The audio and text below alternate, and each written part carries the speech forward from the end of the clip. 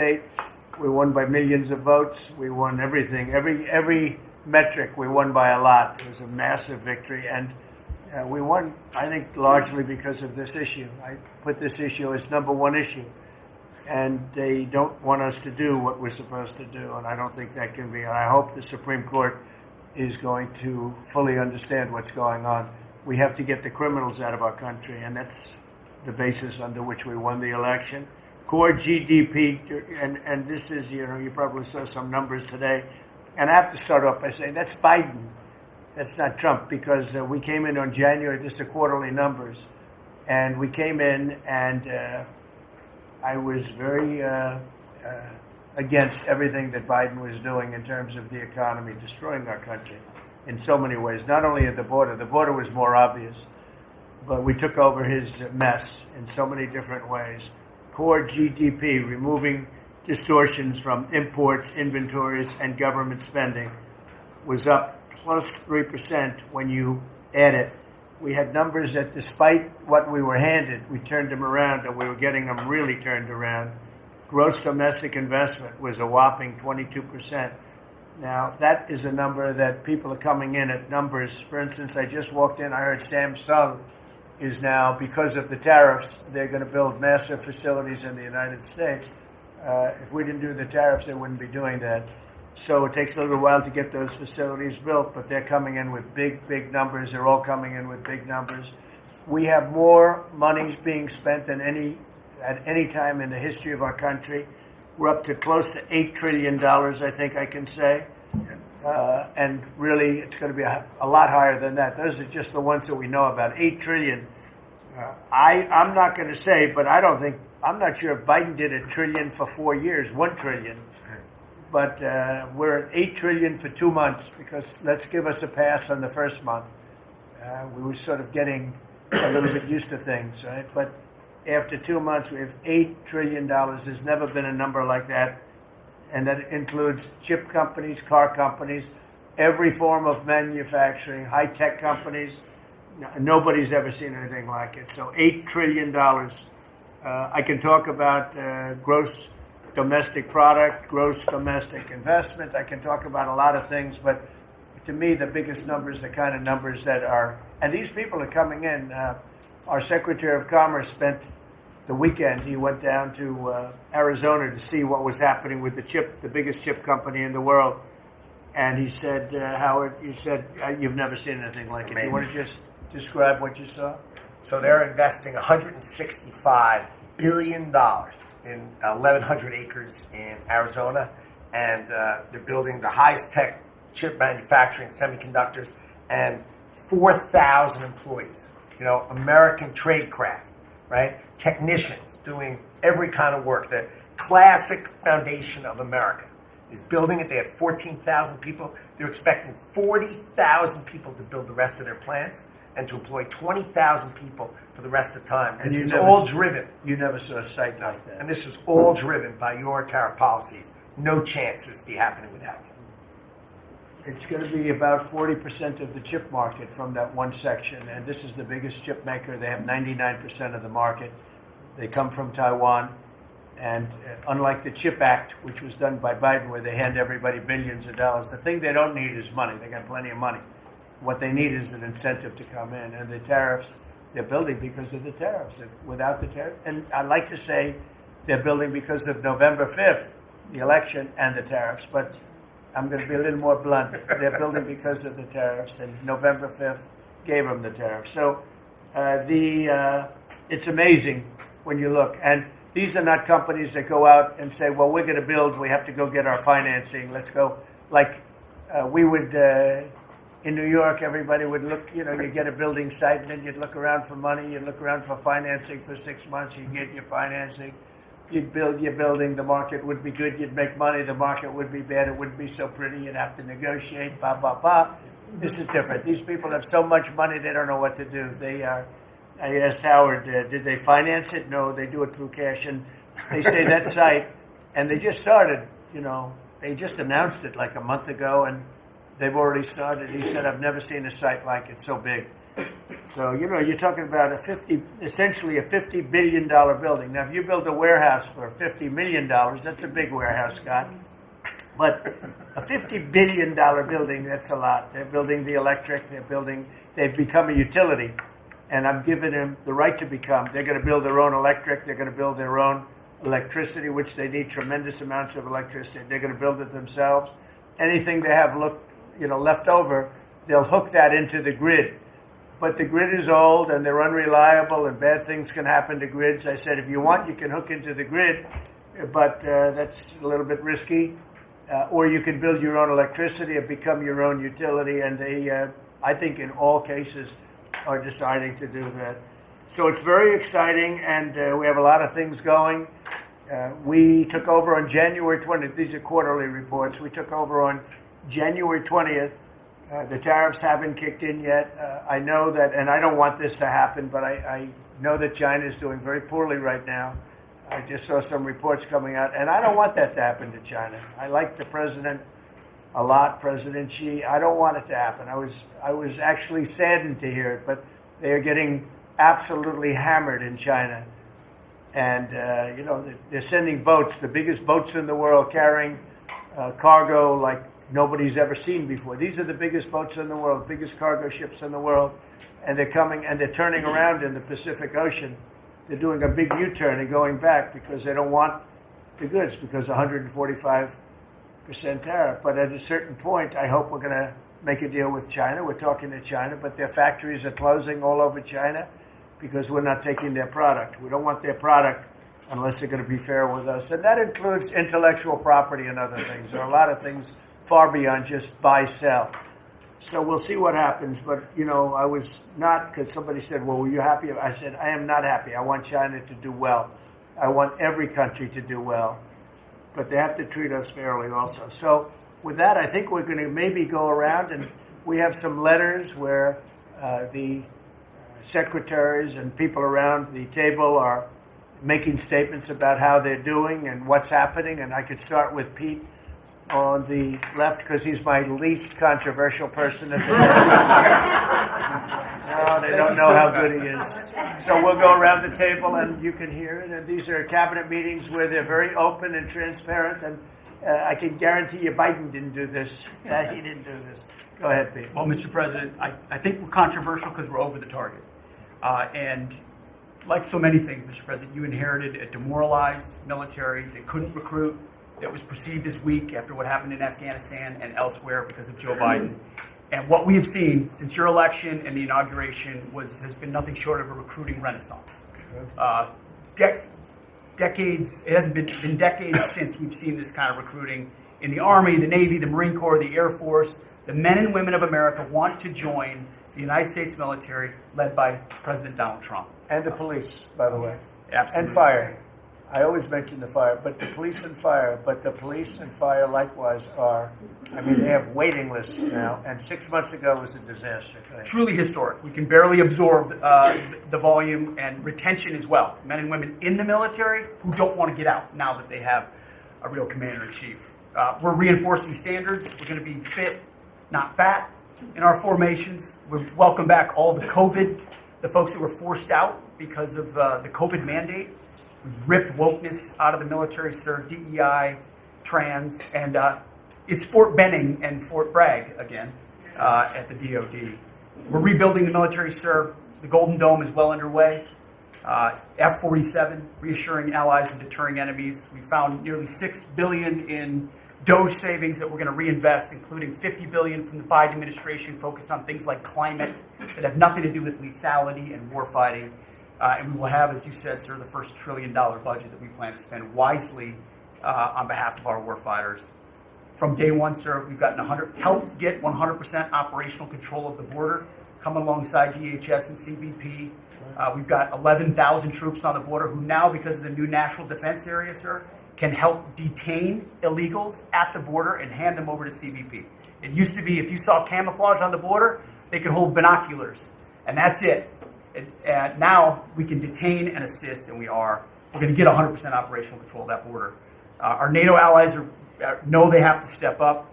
The Houthis in the Middle East are feeling the weight of American power, and we're deterring communist China. So because of your leadership, sir, I believe we're making the military great again. And I thank you. Thank you very much. Thank you, Peter. Howard? So I have the pleasure of running the Investment Accelerator, which gets to recruit these companies. And you've never seen anything like the companies committed to building in America. Technology companies have committed over $2.5 trillion to build in America based on your tariffs, right? Sovereign countries all backing, the whole Middle East and all these countries backing their sovereign wealth funds. They all want to invest in America, and they're coming in, again, over $3 trillion committed. So just those two topics, you're at $5.5 trillion. And then you've got the whole pharma industry knows it's got to come home because America pays for all the drugs of the world. So the pharmaceuticals have to come home, right? Autos coming home, industrials coming home. So, we've got to train, and your great Secretary of Labor together and the Secretary of Education together, we're going to train the workforce to build America. It's unbelievable. We've got so much, as I travel around, the attention on the Trump Gold Card. I mean, it makes me very popular. Last night, I was out to dinner, and someone came up and said, can I buy 10? And how do I buy 10? And I'm like, that's pretty good. It's $50 million for dinner. So, I was paying for my dinner. The External Revenue Service, right? You've got the tariffs and the hundreds and hundreds of billions of dollars coming in to build the External Revenue Service. That our objective, of course, is to replace the Internal Revenue Service and let those outside countries trading with us, let them pay their fair share to America. And then, of course, you got rid of de minimis. And what happened is these foreign countries were sending in little packages for free and knocking out our mom and pop businesses across America. You put an end to it, and you're going to rebuild the mom and pop and the small business of America. You're their president, and I'm proud to support you. It's very important. De minimis. It's a big deal. It's a big scam going on against our country, against really small businesses, and we put an end to it. Mr. President. Please. So, CAFE standards, we have the fuel economy standards on vehicles that are going to go to 50 miles per gallon. We are going to rewrite those standards, bring it down to something that's far more reasonable. Elon's fine with that, I hope. But it's going to drive down. It's going to drive down the price of a car in America, making cars more affordable for families. Also, Biden had the social cost of credit when we build infrastructure, roads, and bridges, adding 3 to 5% on infrastructure costs. We've gotten rid of the social cost of carbon, driving down the cost to build roads and bridges across the country. We have what is called follow the law. So we have so many states and municipalities that don't follow the law. So whether it's DEI, discriminating against Americans, whether they give illegals driver's license, or their sanctuary cities or states, if you don't follow the law, if you're giving license to illegals, if you're having DEI policies, we're not going to fund your projects. So you got to certify in your state or in your city to get road and bridge money or rail money that you're actually following the law, which includes executive orders from you, Mr. President. We're cutting back funding. We send research money, Mr. President, to universities to do research on more equitable and sustainable transportation systems. Projects that'll use data and public opinion to inform policy and infrastructure and technology benefiting diverse communities, including women and gender nonconforming people. Just stupid wastes of money. We're pulling that money back from universities. We should do good research if we're doing research in universities. And then one last thing, air traffic control. We don't have enough air traffic controllers. We're about 3,000 short. We're working on an agreement with the union, so when controllers become retirement eligible, we're going to cut a deal to try to get them to stay longer, to stay in the tower. And then we have a plan to put more butts in seats in Oklahoma City, so we can get more students through the academy and into towers as well. It's going to take us a while to do that, to train them up, but we're in the process before our 4 years are done. Well before that, we're going to be at full capacity. Joe, do you want to tell them about, I think we have to bring it up, we have very obsolete equipment for air traffic controllers. The equipment, the towers have horrible equipment. It's been renovated for years. The money they spent over the last 4 years, this Buttigieg did a horrible job. They wasted billions and billions of dollars hooking up wire equipment to non-wire equipment to satellite equipment, and you're not a third grade student would know it doesn't work. You can't work, and they wasted tens of billions of dollars. But we want to put a brand new air traffic control system in, and you might want to describe that, please. You and I have talked about this. It's a state-of-the-art system, envy of the world, and it's. I mean, listen, our system is safe, but you would have hoped someone would have seen that there's a problem with fixed-wing aircraft and helicopters coming in at DCA. Someone should have seen that before we lost almost 70 lives. It's our job to look and see that we have an aging infrastructure around air traffic control. And so if we don't build a brand new system, there's going to be failures and people will lose their lives. And so we need the help of Congress to help fund this, but it's going to be all brand new. And after you build a brand new system, we have the bedrock and the foundation to actually build on top of it. But no one has done this, Mr. President. There's Band-Aid fixes that have happened over the course of 20 years. You can't have a Band-Aid fix. It doesn't get done. It has to be brand new. The technology, it looks like it's out of a 1980s movie. Old computers, floppy disks. We're using copper wires, not fiber. So there are great solutions we have available. That, and by the way, everyone's sick of their delayed flights or their canceled flights. We have more capacity in the airspace, and if we build this brand new system, what you'll have is more efficiency in the airspace, and it will be safer. So the economy will be stronger. We can have more flights and less delays. So I appreciate your support on that, Mr. President. Rebuilding that is very important. You wouldn't have had the helicopter crashing into the plane at 400 feet up when it's supposed to be 200 feet. Right. That would have bells and whistles would have been gone over, and you would have heard the screaming equipment saying there's a problem coming up in 15 seconds. You got to do something about it right now. And it would have also sent the word right into the helicopter, because I guess you'll be doing the full report on that. But it was pretty obvious what happened. Right. And they were supposed to be at 200 feet. They were at 400 feet, and a terrible thing. And that wouldn't have happened if we had the right equipment. If we had the right equipment, you would have heard bells and whistles going off, and it would have alerted them long before that would have happened. 2 minutes before, they would have had a lot of time. So we have to do this. We have no choice, and we're going to do it, and we're going to be very proud of it. They did old equipment in new equipment, and you can't hook in old equipment to new equipment because it's different. Some is satellite and some is ground. The satellite doesn't work. This man would know that better than anybody, but you can't hook up a satellite system to a ground wired system. And if you do, you're wasting a lot of money. They spent billions. This is Buttigieg. They spent billions and billions of dollars trying to patch a system together.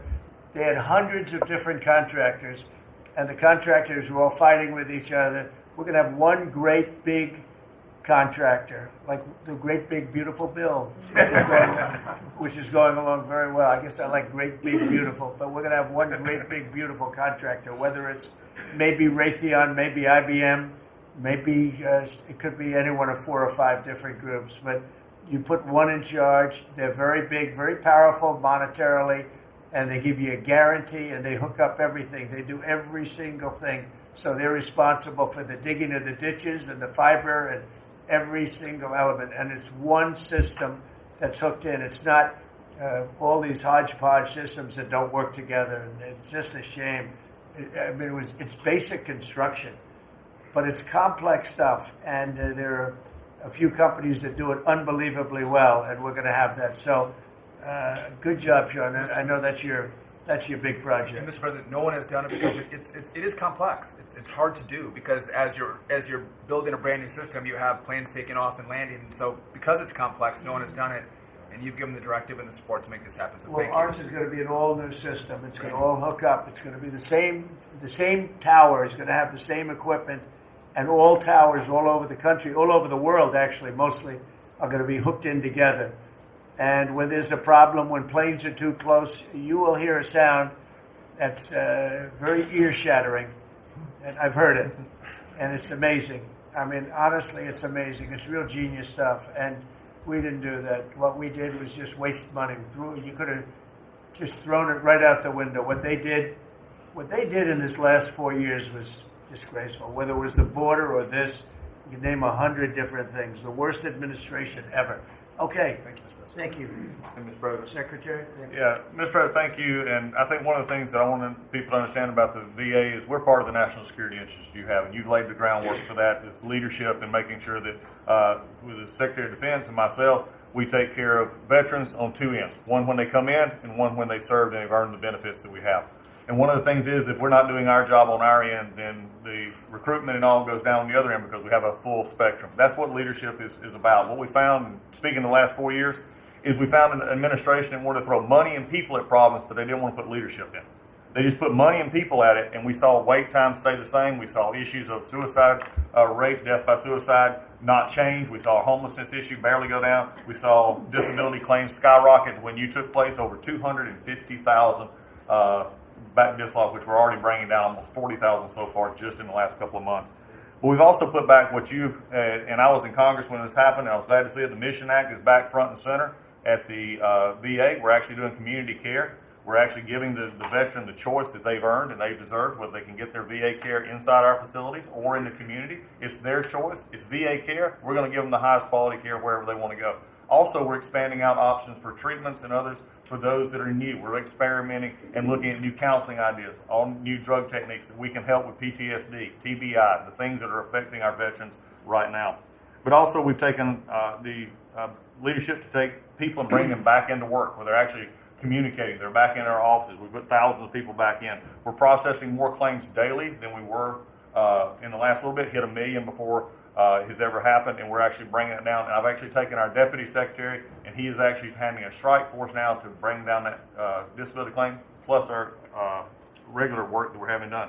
We've also taken almost $300+ million and taken it out of contracts that we've all heard about so far. We were doing contracts for meeting notes and PowerPoints. And if our folks didn't know how to do meeting notes and PowerPoints, go online and learn yourself. We're not going to pay for it anymore. And we took $360 million and put it back into community care and also our health records management system that we have. We've opened 6 new facilities just in the last little bit so all the media who wants to talk about how we're hurting healthcare, we just opened 6 new facilities. By the way, thank you. You're welcome. As we go from that we've continued. We've also took $11.6 billion in ceiling values of contracts and terminated that we did not need, resulting in significant cost avoidance for the future, but also still maintaining the ability to take care of our patients and also our disability benefits. We've also gotten unity again. We did away with $14 million in DEI spending. We've ended gender dysphoria treatments. We phased that out. All directed the savings from that go to paralyzed veterans and amputees. We've also continued to work toward, as you've, in anti-Semitism and also anti-Christian bias that we saw. The biggest thing, though, Mr. President, I wanted to state, is you told me when you said for me to take this job, you said take care of my veterans. Well, we've done something in taking that step forward. The veteran is back first at the VA. The VA is not about itself anymore. We're not a self-feeding animal. It's about a service organization that takes care of one of the best that we have, and that's our veterans. And that one, Mr. President, we're just getting started. Thank you, Doug. How are you doing with the suicide rates? We're getting, it's tough, Mr. President. That's something that we're looking at. This is something that we've had $588 million has been spent over the last 4 or 5 years to be prevention, and yet the numbers stayed at 17 or 21, wherever you want to have it. We're now opening that back up, taking in nonprofits. We're bringing in others who have things that are actually looking at. I've worked with Secretary Kennedy and others on the idea of we're opening up the possibility of psychedelic treatment and others that give us an opportunity.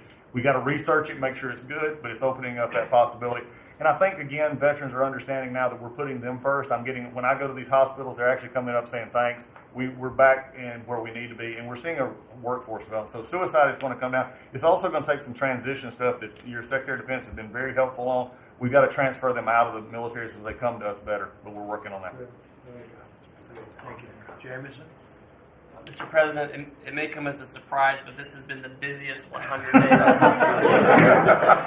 in the history of the office. In history. In This is the biggest deal ever done. If you sold IBM, ExxonMobil, and 5 other companies together, it's peanuts compared to what we're doing. This is the biggest deal ever done financially in the history of the world. And I think we're doing great. You're going to see some big, big results. Go ahead. And I'll just say something that Secretary Duffy said in his context, because it's complex, no one has done it. So this is something, a reordering of global trade that hasn't happened since the end of World War II. And it's long overdue. because we've seen manufacturing offshore under the old global trading system. When the net result of the global trading system is that all the manufacturing goes to Asia and other places, that's a system you have to replace, and that's what you're doing. They said you wouldn't be able to do global tariffs. We did it. They said everyone would retaliate. No one retaliated outside of China. They said no one would come to negotiate. We're talking to dozens of countries. They said no one would have offers. We have dozens of written offers. We have lots of countries in this week. This is like a break for me to come. You have the list that you showed me with all the countries that want to negotiate. They all want to negotiate. They want to make a deal. Don't zoom in on this. This is like a tracker, right? We have all these columns of which countries have come in, when we started negotiations, who gave us an offer, are we in technical talks, and when do we expect to have deals done. Those are some weeks out, but we're working very quickly on this. Thanks, Jim. Thank you, James. You're going to have a lot of fun for the next 3 weeks. Michael, you have anything? Mr. President, in the last 4 years, the world experienced a total lack of zero leadership under Biden, and then we've had 100 days of your leadership with respect, with strength, starting with there'll be all hell to pay if you don't let our people go. Dozens, over 40 Americans have come home under your leadership. Far more terrorists are no longer threatening the homeland under your leadership, pulling all of these agencies together, including the evil individual responsible for the Abbey Gate bombing, and to sit with the 13 Gold Star families, and you showing that follow-up and that justice has been incredible. But pulling this great team together, Mr. President, everything from revitalizing shipyards to cyber to space, that takes this entire team working together. It's an honor to serve you in this administration, and I think the world is far better, far safer for it. Thank you very much. The Abbey Gate is really important. This was a horrible thing that destroyed the image, frankly, of the Biden administration. What happened there was a disgrace. It should have never happened, and Pam is working very much on prosecuting that person. We have the person, and he'll do well. I have no doubt about it. Thank you very much, Michael.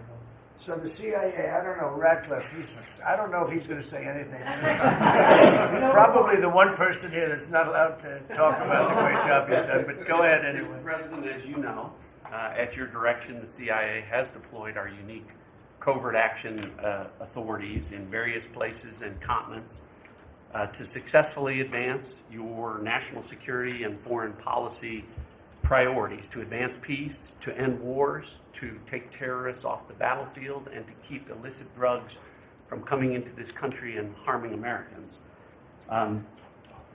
Unfortunately, as much as I would love to detail your accomplishments in that regard, we can't do so in front of this crowd. But you and I both know, Mr. President, that you have had a profound positive impact on America's national security posture, and Americans are safer because of your leadership. What I can talk about publicly is, as has been mentioned, the CIA provided the intelligence that led to the apprehension of the Abbey Gate bomber, who is now being prosecuted by our great Attorney General and providing a measure of justice to those 13 families that suffered as a result of that disastrous Afghanistan withdrawal during the last administration. In addition, at your direction, Mr. President, the CIA has negotiated and secured the release of Americans like Mark Fogel and Ksenia Carolina, who have been wrongfully detained, sending the message that you will forget about no Americans that are being held in other places unfairly and unjustly. And finally, Mr. President, the CIA is being restructured at your direction to focus on our core mission and to eliminate the well-documented politicization that has taken place in the intelligence community from bad actors in the past, to focus on our core mission and to make America safe again. Thank you for the opportunity, Mr. President. Good job. You're doing a great job. Thank you very much. Russell? We're obviously involved in a number of budget bills that are moving, trying to make sure all of your priorities are reflected in the reconciliation, working on our upcoming budget. Wonderful job by the entire cabinet on that front. Details soon on that front. Sending up rescissions bills to Congress for things that Elon has found But the regulatory aspect is something we don't talk about enough. And right now, you've given us a goal of 10 for 1. We are working right now with all of the agencies to rack up how big of a deregulatory agenda that we can have. When you came into office, you basically stopped $200 billion in costs to American families just by stopping the Biden regulatory agenda. That's about $2,000 per family. We think when we're going to hit these 10 for 1 goals that we could be in the neighborhood of about $900 billion in savings to American families that would be substantially bigger than that $2,000 number. And the point that I would make, in addition to just savings cheaper to the American people, there's an aspect of wisdom when you're enforcing these rules that comes into play. And I'm your regulator for the Consumer Financial Protection Bureau, and we found this small mortgage lender in Chicago. His name is Barry Sterner. He had a firm called Townstone, and CFPB had gone after him because he complained about crime in Chicago, literally the same thing that the Democrat mayor had talked about, and they came after him for 7 years on a redlining disparate impact claim and ruined his life. We overturned that. We apologized on your behalf to the individual, and we basically, without having to go through notice and comment, we ended the policy that set that in motion. And so that's happening across these agencies with how they are using their enforcement discretion, and it will only continue based on the stonewall of backing that you've given us to make these hard calls. I don't think they're actually that hard, but no one's done it to this point, and we were able to go forward and do that because of the backing that you've given us. So maybe the biggest thing we're working on, maybe bigger than tariffs in a certain sense, is we call it the One Big Beautiful Bill. And that's wielding its way right now through the Senate. And John Thune has been actually amazing. And the Speaker has been so great, Congress. Mike Johnson has been really two guys they get along great, and it's just been a beautiful, unified attack, really, because we have to attack because the Democrats are trying to stop it at every turn.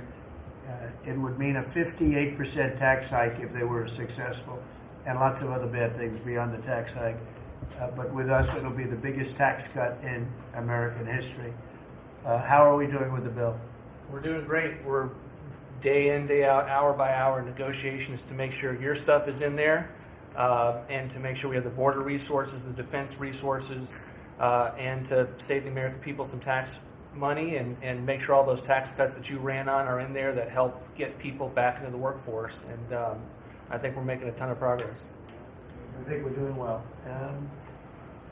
Like I said, the biggest tax cut in the history of our country. And it would be the biggest tax increase if the Democrats are successful. They're the only people I've ever seen running for office where they want to increase taxes, but this would be a 58, maybe a 60% tax increase, unsustainable for the American people. Thank you very much. Great job. Susie, the most powerful woman in the world. I agree with that. I agree. I'll be brief so you can hear from these amazing people. Congratulations to everyone on 100 days. That's been it's unparalleled in my memory and best I can tell ever. But it hasn't been busy for busy's sake. The president's promises made to the American people have been kept time and time and time again. You all have been out there spreading the word with community groups and states and media. It hasn't gone unnoticed, and let's work hard to the next 100 and have equally as much success then. Thank you. And you've done a great job, Susie. I think everybody agrees. Yeah.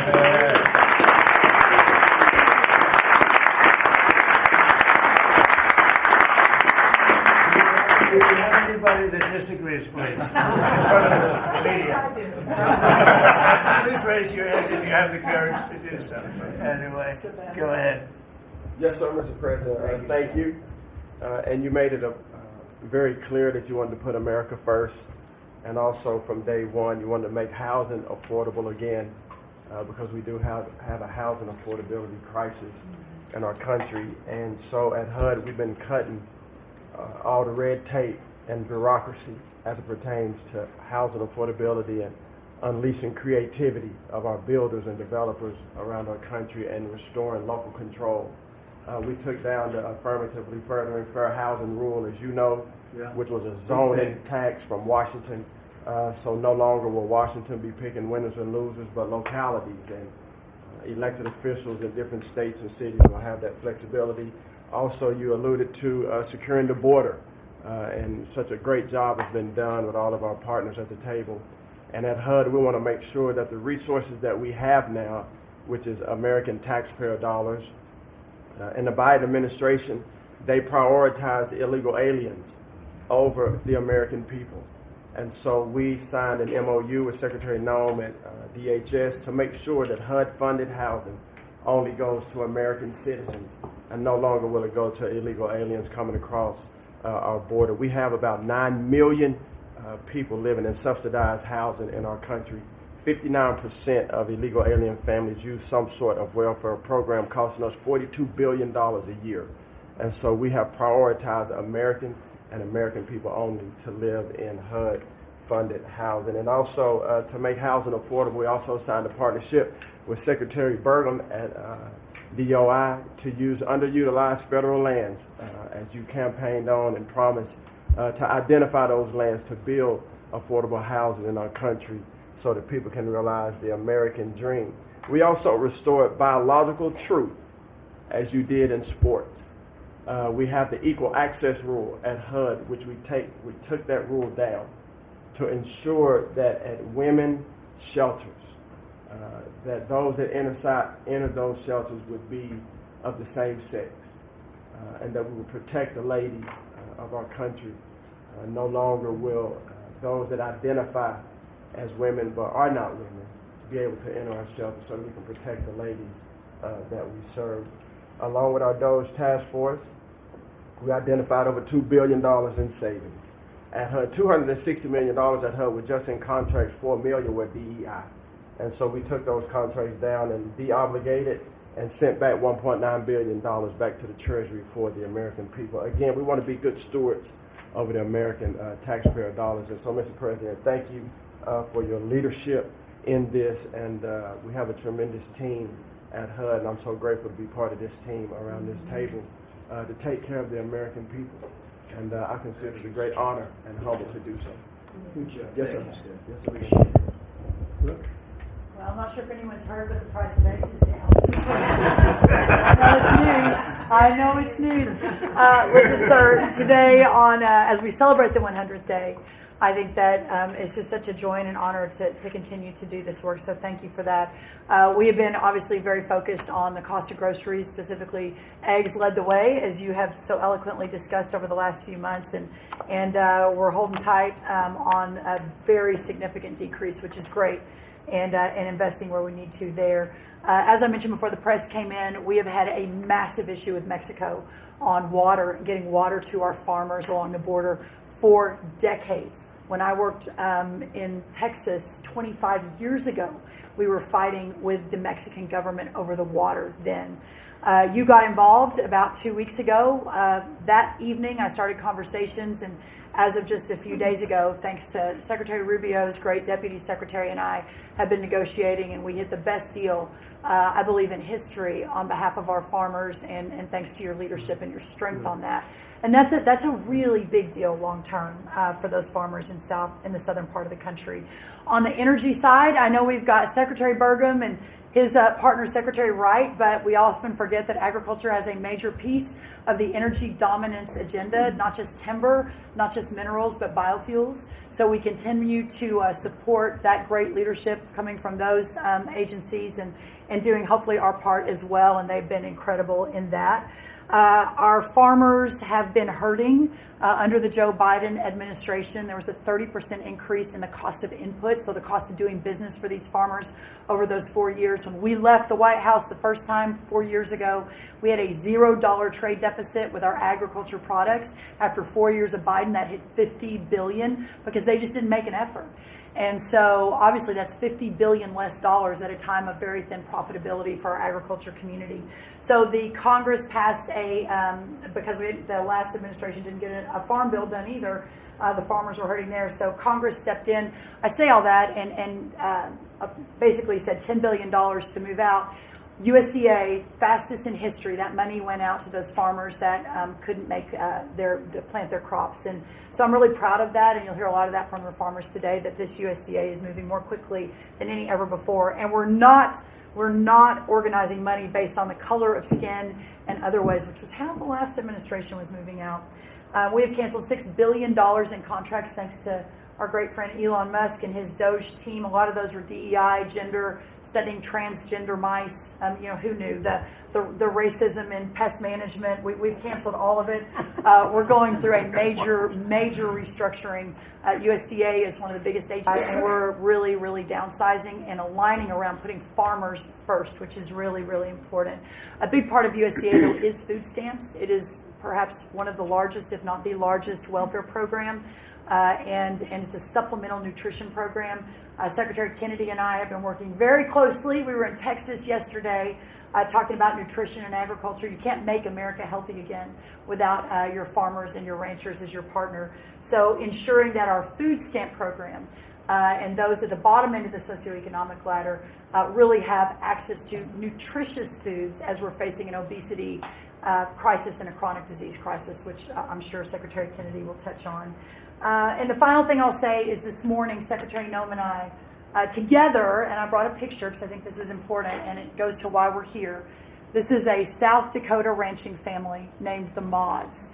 They are a fifth generation ranching family. Charles Mod, in his 30s, bought the ranch from his granddad, I'm going to show the press, when he was 17 years old. Those beautiful children, Lyle and Kennedy, his wife Heather.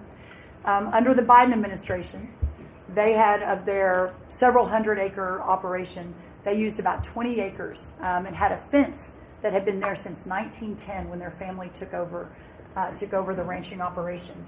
There had never been really any problem that had been brought to their attention. Perhaps there was a minor dispute over, again, 20 acres.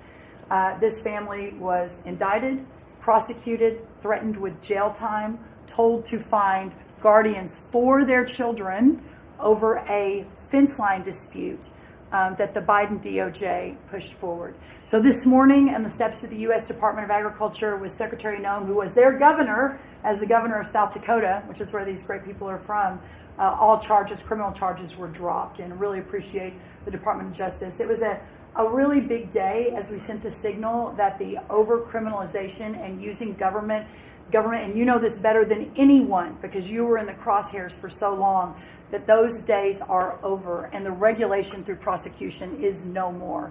And so this family is one of many that we'll now be talking to ensure that never happens again. Thank you. Thank you. Please, Scott. Sir, it's been a momentous 100 days with you at the helm, and I view this 100 days as setting the table for peace deals, trade deals, tax deals. So the next 100 days will be harvesting. You've created negotiating leverage and leadership that are going to yield remarkable results. Energy costs have plummeted. Mortgage rates are down. Food costs are moving lower. And American families are finding their financial footing again. I had a group in today. America, under your leadership, is on the verge of becoming an AI superpower. That our economy had become barbelled. We had high tech and finance on one side, natural resources led by energy, which the previous administration tried to kill on the other, and you're filling in between with precision manufacturing that we're going to be bringing back through good trade policies, good tax policies. Under the DOGE at Treasury and the IRS, cost, tech support, and efficiency have increased. We have the IRS revenues are up, and thanks to the young man sent over by DOGE, the IT update that began in 1990, which was begun before he was born, is going to be finished during your term. So trade, couldn't make it up. Trade, taxes, and deregulation. The one big beautiful bill under your leadership. Speaker Johnson and Leader Thune have done a great job, but they have you as the closer on many of their members. And I'll just close by saying economic security is national security. National security is economic security, and it's never been better. We're rebuilding it. And as I said last week at the IMF and World Bank conferences, America first does not mean America alone. Under President Trump, it means leadership. Man, well said. Thank you. Are you busy enough? He's doing a great job. Thank you very much. Mr. President, thank you, and thanks to the cabinet. So, at the risk of insulting everybody else at the table, I believe that I am the youngest member sitting at the table. And, it occurred to me that from the time that I was born to the time that Donald J. Trump was inaugurated just a few months ago, we went from, again, 40 years, we went from the world's manufacturing superpower to one in which we depend on the People's Republic of China to make the things that we need. We went from the proudest military in the world to one in which we failed to meet our recruiting goals. And we went from one in which bipartisan border policy was the consensus of both Democrats and Republicans to one in which we allowed 20 million people to run roughshod illegally over the countryside, causing crime, causing a stress in the welfare system. And again, that happened over the lifetime of the youngest member of the cabinet. And what has happened in 100 days is that we've started to reverse every single one of those negative trends. And I think what it shows to me is that the president, and you sit in the Oval Office and you see these portraits of presidents past. And let's be honest, most of them have been placeholders. They've been people who have allowed their staff to sign executive orders with an auto pen instead of men of action. And the reason the media attacks this administration as chaotic is because the president is solving the problems the American people set about to solve. He's actually doing the things that he promised that he would do. And Mr. President, it's been an honor to be part of it for the past 100 days. And let me just make one other observation because it's interesting. I've seen the data, I've monitored it, I've looked at it, but the most underreported fact of the first 100 days is that we came in with a massive recruitment shortfall. And in 100 days of Secretary Hegseth and President Trump's leadership, we now have people breaking down the doors to join our military. To the media assembled here, it's a really interesting question. Why has that happened? Completely aside from the fact that I think it's a good thing or I think that President Trump deserves political credit for it, why did we go from a military where people didn't want to serve to now all of a sudden they do want to serve? That's a story you guys should cover, but compared to that, how much time have you instead focused on the fact that we deported an MS-13 gang member with a valid deportation order? And why is it that the press is so focused on the fake BS rather than what's really going on in the country? I think that what we've shown, sir, is that you can do a lot. You can do a lot in 100 days, but you've also unfortunately revealed that too much of the American media hasn't learned the lessons of the past 40 years. Thank you, sir. Thank you. Thank you. Pam? President, your first 100 days has far exceeded that of any other presidency in this country, ever. Ever. Never seen anything like it. Thank you. Your directive to me was very simple. Make America safe. And despite that, we've still been defending over 200 civil lawsuits filed against you. On top of everything else, I think I'm representing you in this room in some capacity. I know you will not be arrested by the U.S. Marshals.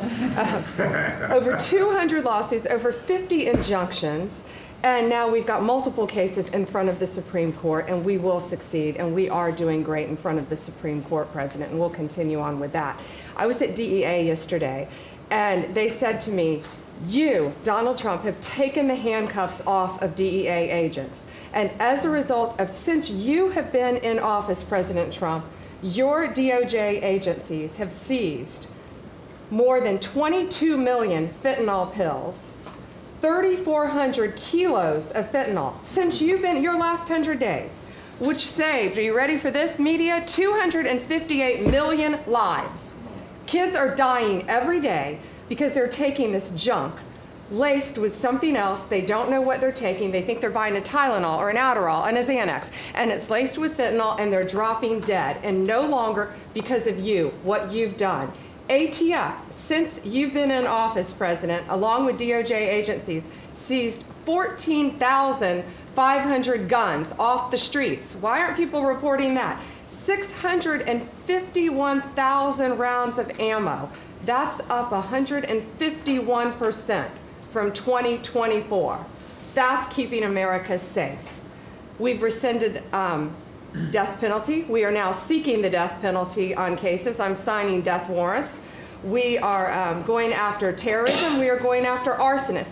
Whether you're burning Teslas, we've arrested 9 people so far in 7 jurisdictions, no negotiations, 20 years in prison, or you're burning down the governor's mansion in Pennsylvania. We will be there to protect you. And I've been talking to Governor Shapiro, and he greatly appreciated you reaching out as well. ISIS terrorist, we got one in New York, right around the corner. We got an ISIS terrorist in New York. We have an October 7th task force.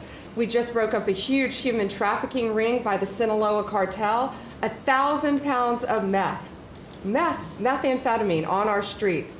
Ton of fentanyl, 20,000 Molly pills. Those are the drug of choice among clubs and bars for young kids. They were fake, but you know what they had in them? Fentanyl.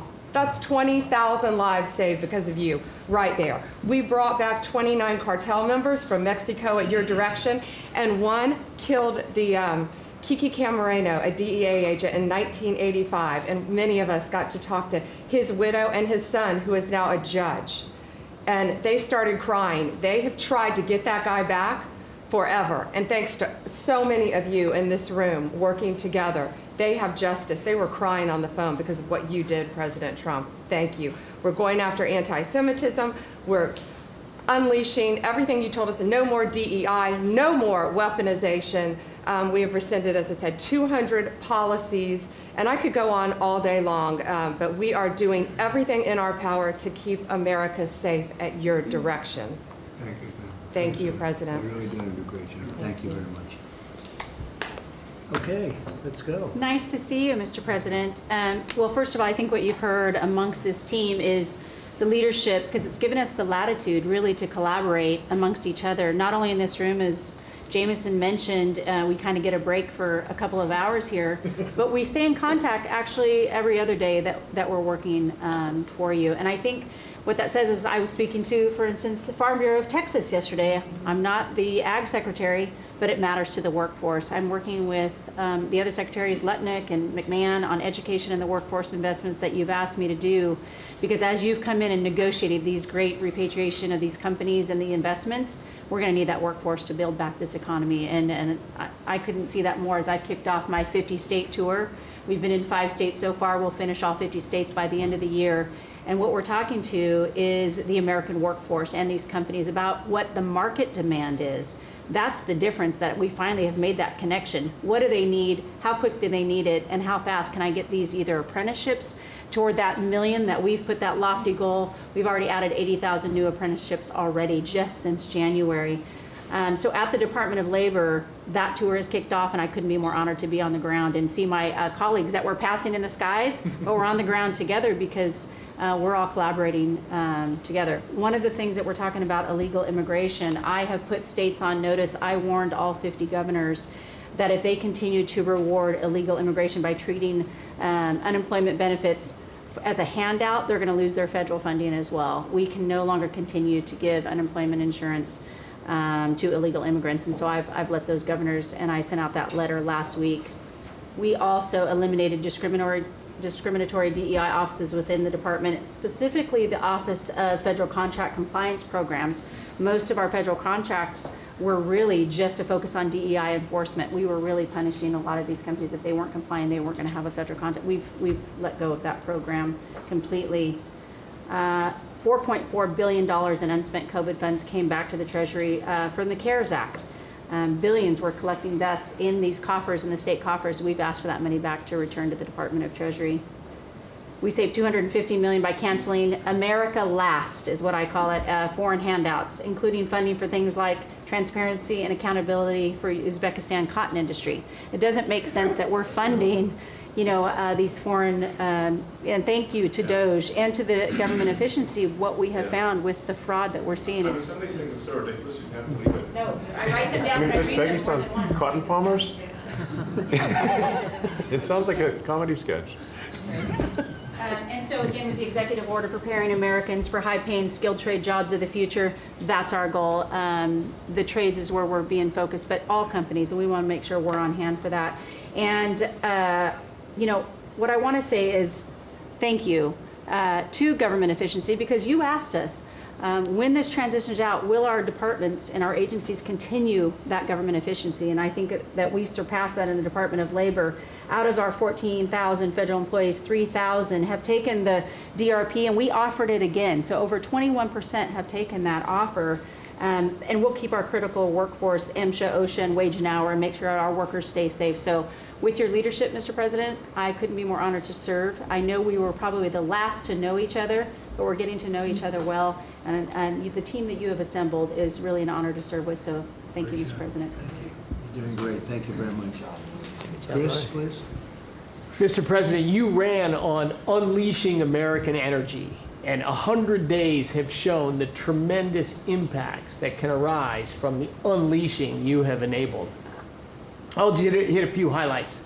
Number one, oil, gasoline, and diesel prices are the lowest they've been in years. How does that happen in 100 days? That's a messaging. Your message that we're pro-energy. We're not against energy, we're for it. That sends a message to the marketplace that supply is easier to grow now and supply will be coming, and that's already led to tremendous savings for American consumers across the country. And we need not only more affordable energy, but we need a lot more energy. One highlight I think a couple of us have touched on is AI. This is a new emerging critical industry that's very energy intensive. It is not acceptable for the United States to not be the leader in AI. We must win the AI race and lead in that, and that's going to take a lot more energy. If you had not won election, we would not have won the AI race. Full stop. Energy would not have been there to enable us to win. Reshoring of manufacturing. These trillions of dollars you led off with that's going to come back to our country to make chips, to make steel, to make automobiles, to make artificial intelligence, to make all of these industries we've outsourced, that's only going to be possible with way more American energy. But we have that energy. We have those resources. We have those businesses. We have those capitalists. We just need to stop standing in the way of them and follow the lead you've set, which is to enable them, not to subsidize them, not to help them, to enable them to invest American money and create American jobs here. Regarding our balance of trade, the second largest export of the United States is liquefied natural gas. Second fastest. In the next few years, it'll be our largest export in our country. But yet, 18 months ago, the Biden administration had said, we're going to stop issuing permits for new LNG export terminals. That's just nuts. That's a great competitive advantage we have, huge balance of trade driver, a huge industry just coiled and ready to go. I just came back from Poland last night. They are thrilled that America is back in business again and that the rest of Europe can get off of Russian energy and can enable their own economic growth with secure, reliable, affordable energy from the United States. I also witnessed the signing ceremony for a deal between two large American businesses to build a huge nuclear power plant in northeastern Poland, the first of this design built in Europe. It'll be the first of many. I spoke with many other nations over there. They want to buy more American gas. They want to get American technology. They want to have a partnership with us. And they shared the message I delivered to Europe in my keynote remarks is that unleashing energy is the way you make your society safer, more prosperous, more free, and that these sort of over-the-top climate alarmism doesn't do anything to help the environment of our world, but it does impoverish people, it does reduce the security of your nation, and it makes you weaker. I think that's a constant message many of us around this table have brought to Europe. We want our friends in Europe standing up again and leaning in. A lot great is happening under your leadership. We're unleashing consumer products that Americans wanted to buy that Biden was making illegal. I'll be in Georgia on Friday at Renai's manufacturing plant. Tankless natural gas water heaters. Incredibly popular product. They almost became illegal. The return of common sense is incredibly welcome across this country, across the world. And back to Elon, that extra thing, we're going to deliver all of this with less people, less money, less burden on the U.S. taxpayers. Not smaller departments and smaller services, better, more thoughtful services done more efficiently and smarter. The way you'd have to run a business. We've got to get our fiscal house in order, and you and the people around this table are making it happen. Thank you, Mr. President. I'm honored to be here. Great job. Thank you very much. Please. Yes, Mr. President, you are 100% correct. The border is 99.99% safe, under control. You have completely reversed the entire situation. In fact, the day before yesterday, I was down in El Paso, and those Border Patrol agents are so impacted by how you have changed things in a year. They have put up huge pictures that say, under the Biden administration, the mobs of people that were pushing through razor wire and trampling children, and the chaos and the violence that was happening at that same location, they have a picture there that says, this is what the Biden administration looks like, and this is what the Trump administration looks like. It's peaceful. People who do business between Mexico and America are coming through. They're doing it legally. They're following the law, and it's all because of what you've done and what you've empowered them to do. The recruitment for Border Patrol is through the roof. For ICE agents, they want to be a part of ICE because they recognize they actually get to do their jobs. I have the Coast Guard too. Coast Guard recruitment is up over 20% just in the last 60 days. Everybody wants to be a part of what the heritage is of this country. We've repositioned the entire Coast Guard fleet to focus on border and drug interdiction. As we've secured the border, the cartels have gone to the water and are going out in maritime waters to move their drugs into this country. The Coast Guard just in the last 2 months has taken into custody over 126 tons of cocaine, millions of doses of fentanyl. It's just amazing. And the aliens that they are deporting is incredible too. We've been working with all of them. The one thing that I want to point out is the fake news has been saying that Biden deported more people than you. And it's an absolute lie. And they're letting the Biden administration get away with manipulating and cooking the books. What they're counting for the Biden administration is every single person that came to that border that they processed and let into this country. They're allowing Biden to say that was a deportation just by processing somebody and letting them come into the country. It's absolutely false. It's not true at all. You have deported over 250 known terrorists. You've deported thousands of foreign terrorist organization members and gang members, hundreds of thousands of people that were in this country illegally.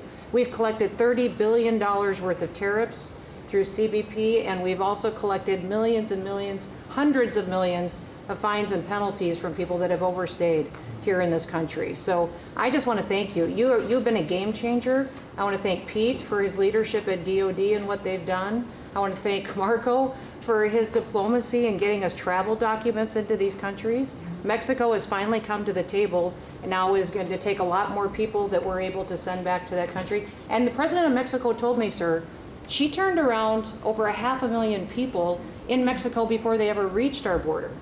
We should be counting those as deportations because they never even made it to the border because she turned them around because you forced her to. So those are all people that never even came here because they got the message because you were so aggressive. So thank you for what you're doing. And every day we get to get up and do jobs that matter. And we appreciate that. Tom is doing a great job. Oh, yeah. Tom's a great messenger for us. He just, yeah, he's hardcore. Yeah, thank you. He is hardcore. Yeah, he is. Kelly? Mr. President, it's such an honor to serve in this administration, and on behalf of Main Street America, for our 34 million small businesses that make up 99% of all businesses in this great nation, I have to tell you, under your leadership, Main Street is open for business again. They're thriving and they're investing. And the data that we have at the Small Business Administration, the loans that we're putting out, a record 26,000 loans in your first 100 days means that 2,000 small businesses each week are receiving that funding, that investment in the future. Small businesses create 2 out of every 3 new jobs. in this country, and we've already seen under your leadership the jobs economy is back. Manufacturing jobs are back. We've seen a 38% increase in manufacturing loans. We put out 1,500 manufacturing loans in your first 100 days. We saw startups increase by 54%, and we saw businesses under 5 people increase by 95%. So your leadership on the economy matters to every region of this great nation. I'll tell you on the manufacturing front, I'm out on a national manufacturing tour. We've met with 250 manufacturers, and as I walk through the factory floors, they all ask me to thank you for fighting for their jobs, for these industries, and for the people who are creating things from pharmaceuticals to aerospace, to food, and all these essentials that this nation needs to be independent and strong. And to that end, I'm working with Congress. We'll be announcing tomorrow an upsizing of our manufacturing loans to make sure that that economic engine, because 98% of all manufacturers are small businesses. It's incredible to walk through these factories that are really creating what you had in your first administration, the blue-collar boom. It's now a new-collar boom because it's the intersection of technology and manufacturing and what they can create for our war fighters, for our aerospace, for pharmaceuticals with less than 300 to 500 employees, sometimes 100 employees. I was at a factory in Georgia on Monday that is creating machines to help with the Iron Dome in Israel, less than 50 employees. This is the engine of our economy. It's the heartbeat of our communities. It's the small businesses that helped elect you because they needed your economic agenda. So thank you, Mr. President. It's such an honor, and congratulations on an epic 100 days. I do have to thank Elon. I do want to note, we just cut $3 billion in contracts because of DOGE's work. That's $3 billion that hardworking families that won't have to work until April 15th to pay for the waste, fraud, and abuse that we continue to find in this government on behalf of taxpayers. So again, thank you, Elon, as well. Thank you. Great job, Kelly. Thank you very much. Elon, I love the double hat, but Yeah. it's the only one who can do that. Yeah. Well, Mr. President, you know, they say I wear a lot of hats. And as you can see, it's true. Even my hat has a hat.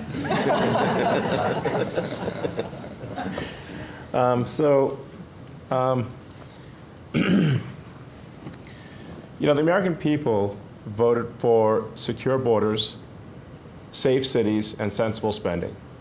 And that's what they've gotten. In the first 100 days, as everyone has said, it's more than has been accomplished in any administration before, ever, period. This portends very well for what will happen for the rest of the administration. I think this could be the greatest administration since the founding of the country. Well, we all want to thank you for your help. You really have sacrificed a lot. Been treated very unfairly. Well, they do like to burn my cars, which is not great. You know, it could be better.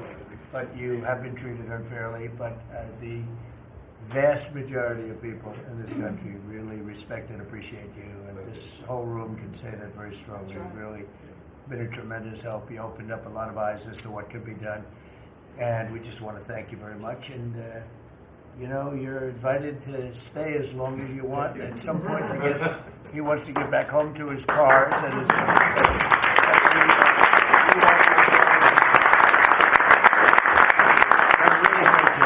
You've done an incredible job. $150 billion. Think of that. Yeah. 160 now. Yeah, 160. They said, "Oh, it could have been more." And a lot of stuff is being worked on. That number could be doubled and even tripled. A lot of things are being worked on that we don't count yet because it's not quite there. But you've done a fantastic job, and we appreciate it very much, Elon. You know, thank you. And it's also an honor to work with your incredible cabinet. I just like to say thank you, everyone, for it's great to work with you. Thank you very much. Thank you. Mr. President, congratulations on this truly historic first 100 days of your administration, really only made possible by your focused leadership on delivering the mandate the American people gave you. You've empowered all of us to deliver that mandate, and I'm grateful to have the privilege of leading the intelligence community towards ending the weaponization and politicization of the intelligence community that's gone on for far too long. And building out what is truly a lean and agile and effective intelligence community that is helping you deliver that promise to the American people of safety, security, and freedom. So, Mr. President, I'd like to highlight just 3 of the areas where we are helping to support your leadership and your work in making America safe again and bringing about these changes.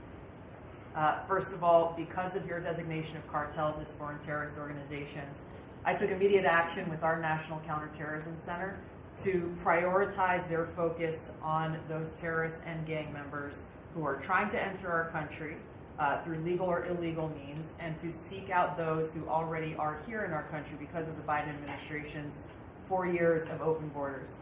We've been working very closely with your great Attorney General's team at the DEA to get these known cartels into our systems, to be able to stop them at the border, and turning over names to Department of Homeland Security and the FBI to be able to find those who are already here in our country. Just the other day, we found 700 alien terrorists who have ties to MS-13, Tren de Aragua, and the Sinaloa cartel. Just yesterday, our NCTC identified almost 600 individuals with ties to other terrorists who came through our borders illegally, claimed asylum, and under the Biden administration were paroled here within our borders. Secondly, Mr. President, like too many organizations in the federal government, the ODNI has become very bloated with too much waste and abuse going on within the organization. We've done a few immediate steps. We are doing more. The ODNI is 25% smaller and more lean today than it was when I walked in the door and when you took office. Secondly, we have just this morning actually shut down a human capital office. As soon as you issued the executive order to stop all DEI activities, we did that, shut down the DEI office. We discovered this human capital office that was essentially a slush fund for DEI initiatives, hidden under the guise of human capital, that closed down this morning, saving taxpayers $150 million. We'll soon be announcing an additional $2.6 billion in savings with other programs and contracts that do nothing to ensure our national security interests. And lastly, we're working every day to hold the deep state accountable, to end the politicization, weaponization of the intelligence community. This past week, I sent 3 criminal referrals for illegal and unauthorized leaks to the media of classified intelligence for prosecution. We have 11 more that are under investigation. We've revoked, at your direction, 67 security clearances, and we continue the work of declassifying documents, as we have already around the JFK assassination. We have more coming for the assassination of Bobby's father, Senator Kennedy, and MLK assassination. And we continue our extensive investigations around exposing the very serious issues we have related to election integrity, illegal abuses of FISA, Crossfire Hurricane, and others. Mr. President, under your leadership, we are working every day to bring about that transparency and accountability that the American people deserve. So thank you for the opportunity. Great job. Thank you very much. Lee? Mr. President, at the Biden EPA, the Green New Deal was raging. At the Biden EPA, we saw billions of tax dollars burning. At the Biden EPA, we saw industries suffocate. But at the Trump EPA, the Green New Deal is dead. At the Trump EPA, we know that we can both protect the environment and grow the economy. At 13 pages of accomplishments from our first 100 days in here, and in it, part of it is 100 environmental accomplishments at the Trump EPA. You don't have to take my word for it. We released it to the media this morning. Every single day that President Trump is in this office, there will be a major environmental accomplishment. Every single day of the Trump administration. At the Trump EPA, we're also launching what is the largest deregulatory action in the history of the country. We're going to be giving our director of the OMB a whole lot of work because we inherited a big mess from the Biden EPA. And working with Elon and DOGE, I've canceled now $22 billion worth of grants. Now today is a special day for many reasons. The biggest reason why we're here is that this is the 100th day of the most consequential, historic first 100 days in the history of this country. Today, while we're here, the House of Representatives is voting on Congressional Review Act bills, considering the EPA waivers that were given to California's tailpipe emissions, where California set their own standards. But there should be one national standard, and right now, Congress, on the House side, is going to be voting on that today. On a personal note, while this is a bit outside of the EPA jurisdiction, today is my last day serving in the United States Army. And I first signed up towards the end of the 90s. And I've had a chance to see a lot of national security teams over the course of the last 27 years. There has never been a national security team ever assembled that had the backs of our warriors like this national security team right now. And we have never had a president so deeply committed towards ending foreign wars instead of starting new ones. There's a reason, Mr. Vice President, why everyone is racing to join our Department of Defense. We have a Secretary of Defense who, with all due respect to our great president, would probably rather be swimming with Navy SEALs right now, be running somewhere in the Middle East with our service members. And from our Secretary of Defense to our Secretary of State, our Vice President, and more. I just want to say thank you as a veteran of our military for assembling what is the greatest national security team that I have ever seen in my 27 years associated with the United States Army. Has Pete signed off on this retirement leave? Is that... Welcome to the VA. Maybe.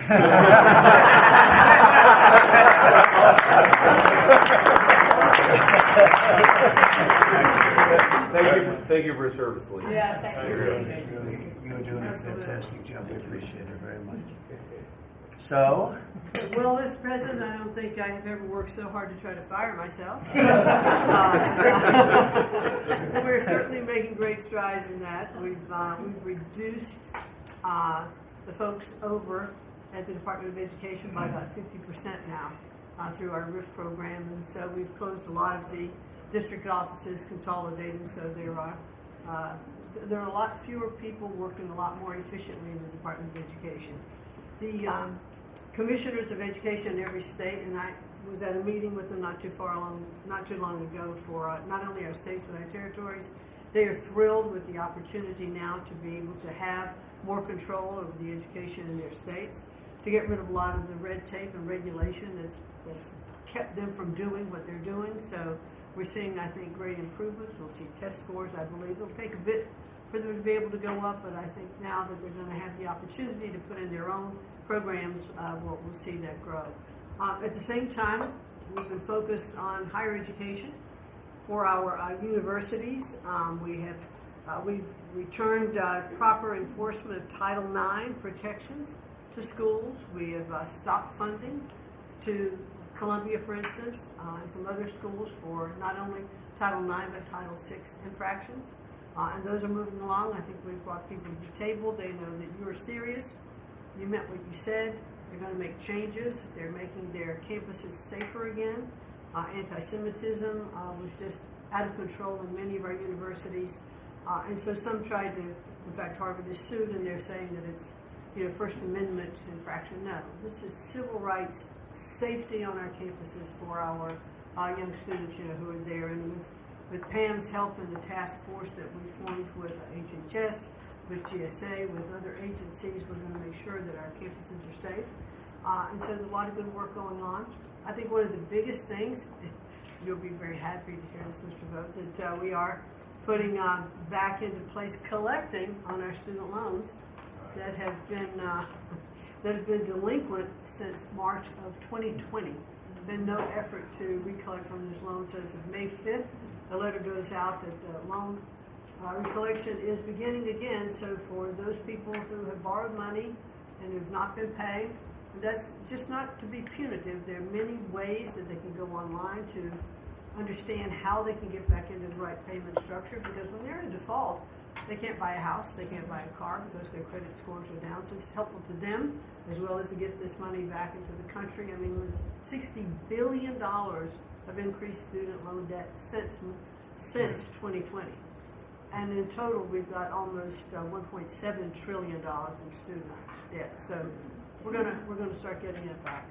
And Scott and his team have been incredibly helpful. We appreciate that so very, very much. And so a lot's going on in the department. And what I would really like, as I'm firing myself, I'd like for you to be known as the education president, because of the best in practice systems that we want to put in every state to incorporate AI, so that we are training these new entrepreneurs and business leaders in our country. We can't do it with the infrastructure we have in place today, so we have to be working on that at the same time.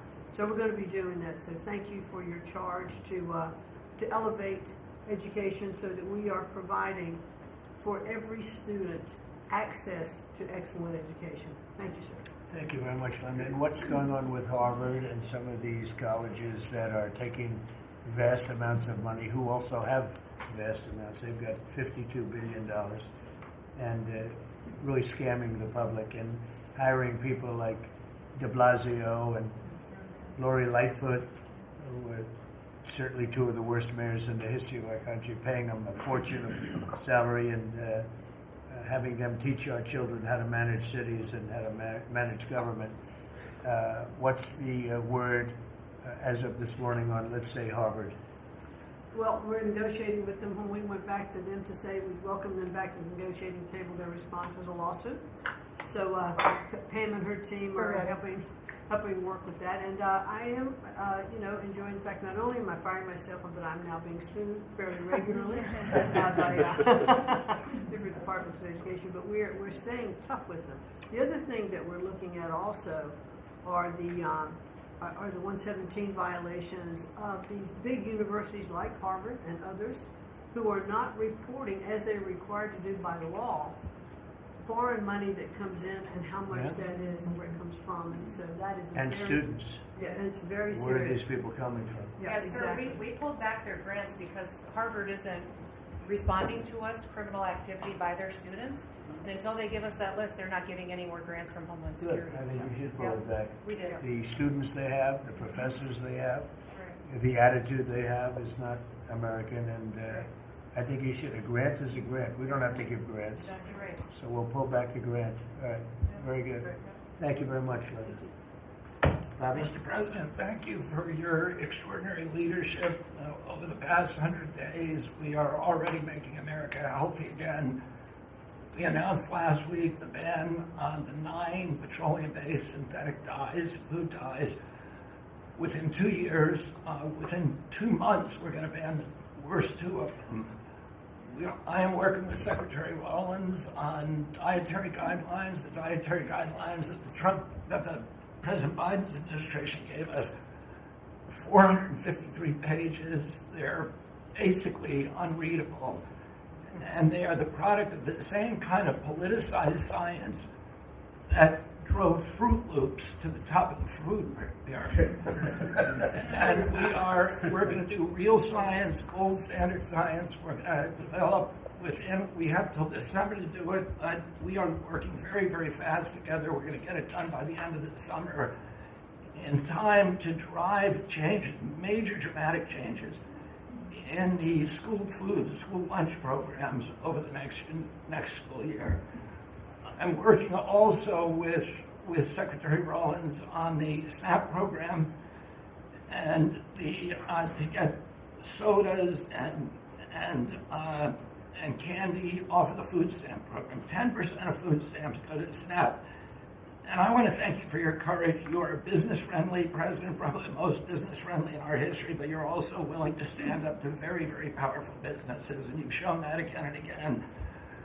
Secretary Rollins had the soda industry come and knock on her door very much, very loudly, and they said to her, well, the SNAP program is not supposed to be about nutrition. She pointed out to them that there is no nutrition in a soda. And they said, well, it's not supposed to be about nutrition. And she said to them, the name of the program is supplemental nutrition. It is about nutrition. And we should, we have 38% of our kids are diabetic or pre-diabetic, and we are paying at both ends. We're paying for the food-like substances that make them diabetic, and then we're being bankrupt. We're spending $1 trillion a year on metabolic dysfunction. It's existential and it's not sustainable. We have, I visited Arizona, West Virginia, Utah, and Indiana in the last 2 weeks, who have all applied for SNAP waivers. We're encouraging, thanks to Brooke Rollins' leadership, all of the states to apply for those waivers. I also visited Utah, which is the first state to ban supplemental fluoride. Florida yesterday passed a bill to ban supplemental fluoride. I'm confident Governor DeSantis is going to sign that. We are working, Lee Zeldin and I are working together to change the federal fluoride regulations, to change the recommendations, and we're looking at the science now. I want to point out that in August, the National Toxicity Program, which was an arm of the NIH, did a meta-review of all the science on fluoride and found that there's a direct inverse correlation between fluoride exposure and low IQ in children. So the more you get, the stupider you are. And we need smart kids in this country, and we need healthy kids, and thank you for your leadership. We're going to get there. We're reviewing the GRAS standards now we're revamping them to get 10,000 ingredients that are in our foods. The Europeans only have 400 ingredients. We have 10,000. There are chemicals we know nothing about. And we are going to stop that process, and then we're going to go back and look at these chemicals and make the companies either get rid of them or we're going to label them. We've launched Operation Stork Speed, and we're going full speed ahead to make sure that we have good, high-quality milk for children. We have launched the autism study at your direction. By September, we'll have some of the first answers. Within 6 months of that, we will have definitive answers, not only for autism, but for the etiology of a whole range of autoimmune diseases that have become epidemic in our children. We have ended HHS as the role as the vector, the principal vector in this country for child trafficking. And during the Biden administration, HHS became a collaborator in child trafficking and for sex and for slavery. And we have ended that, and we're very aggressively going out and trying to find these children, the 300,000 children that were lost by the Biden administration. And we have ended funding for gender mutilation surgeries and other kind of gender dysphoria practices. And thanks to Elon, we have saved $67 billion at our agency without compromising any of our critical programs. Mr. President, I want to thank you for your vision, for your leadership, for giving me the 100 busiest days of my life, and most exciting and most rewarding. And there's over the next 100 days, we're going to do much, much more. That's good. Thank you very much, Barry. Very good. Very important. Thank you. Doug, please. Well, President Trump, on your first day in office, you wisely declared a national energy emergency. And this was essential because it was the signal that we're going to go 180 degrees from the disastrous and dangerous Biden policies that were based on a climate ideology that was the root cause of the inflation in this country. It was the root cause of wars abroad. It was the root cause of our manufacturing disappearing from our country. We can't have energy security. Without energy security, we can't have national security, and you understood that. But now with everything that's flowed from that, dozens of other EOs that you've done, America is back in the energy business. As Chris said, there's been a signal that's sent around the world. Capital is flowing, coming back in. The smart money is coming to this country. And now you've given us a chance to win the AI arms race against China. We know we're up against a formidable competitor. China opened up 94 gigawatts of coal in the last year. That's more than all of California and all of New York combined in the last year. We've had presidents in the past, the Biden administration, that were running away, again, under this climate ideology. You've embraced baseload power in this country. I'll never forget standing in the East Room with you, surrounded by the coal miners around this country, where you said, hey, big, beautiful coal. As we work to try to identify the balance sheet of America, our earliest estimate is that the coal resources in America, just on public lands, could be worth $8 trillion with a T. That was all going to be taken off our balance sheet if we weren't going to touch it. But now we're back in the business. I was 1,800 feet underground in a coal mine in Alabama a couple weeks ago. They do metallurgical coal. Without metallurgical coal, we can't produce steel. This is a plant. This is a plant that would have been in a mining operation that would have been shut down under the Biden administration. What we're doing here, back in the business, we're doing leasing.